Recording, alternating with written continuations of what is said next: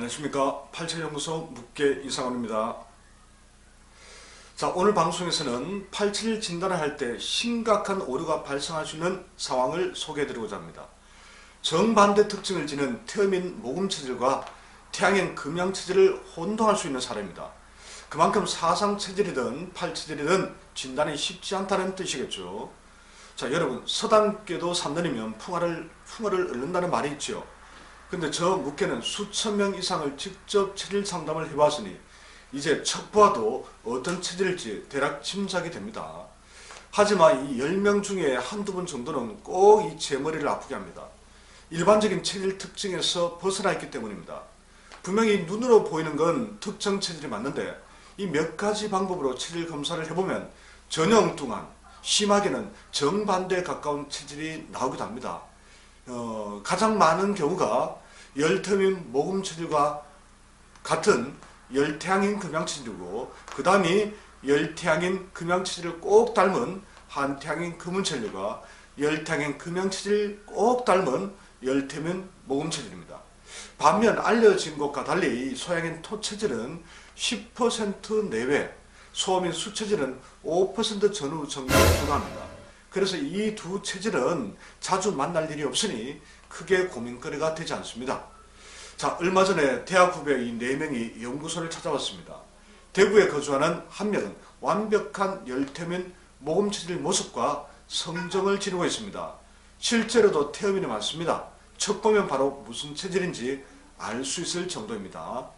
자, 그런데 함께 온 그 후배와 가장 친한 친구가 대구에 거주하고 있습니다. 누가 봐도 태음인 모금체질입니다. 살도 퉁퉁하게 쪘고 눈빛도 부드럽고 말도 느리고 목소리 톤도 높지 않고 성격도 느긋하고, 자, 이 정도면 완벽한 태음인으로 볼 수밖에 없지 않겠습니까? 자, 저도 처음 봤을 때 그렇게 생각했습니다. 하지만 체질 검사를 해본 결과 뜻밖에도 이 태양인 금양체질이었습니다. 물론 묵계 당신의 체질 검사가 틀렸을 수도 있지 않느냐라고 하실 분들도 당연히 있을 겁니다. 그런데 이 대구 후배가 태음인 목양체질이 될 수 없는 결정적인 증거가 있습니다.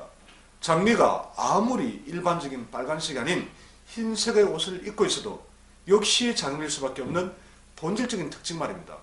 예전부터 이미 알고 있고 체질 검사까지 받았던 후배니 이 섭생 결과도 당연히 태양인 금양체질을 말해 주었습니다. 자, 이번에 함께 온 또 다른 후배 한 명도 역시 방금 말했던 후배와 거의 같은 특징을 하고 있었습니다.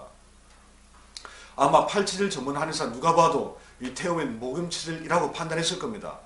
그리고 이 두 명의 친구들이 멀리서 대구까지 왔다고 이 전날 밤늦게까지 술을 마시면서 체질 이야기를 했답니다.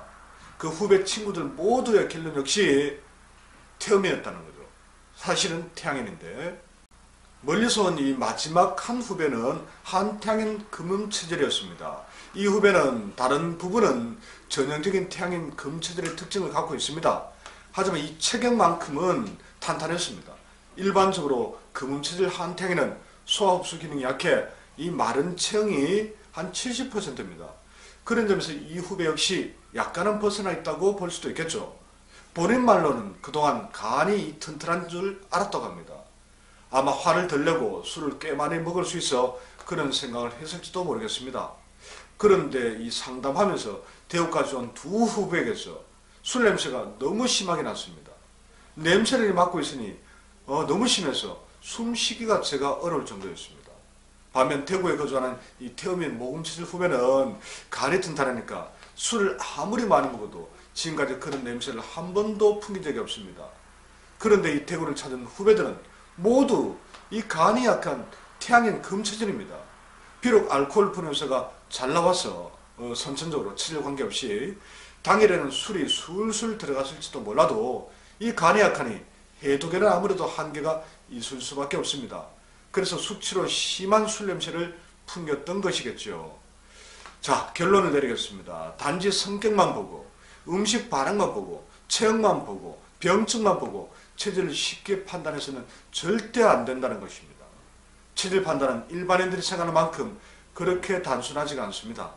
책이나 인터넷에 올라온 자료를 보고 판단하는 분들이 많지만 그런 팔체질 관련 자료에는 너무나 심각한 오류가 있습니다. 그런 잘못된 정보를 가져다 이 체질 진단에 적용하면 당연히 오전이 생길 수밖에 없겠지요.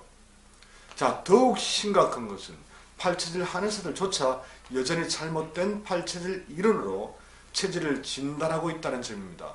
블로그나 유튜브를 통해서 이 사상체질이나 팔체질을 다루는 한의사들이 참 많습니다.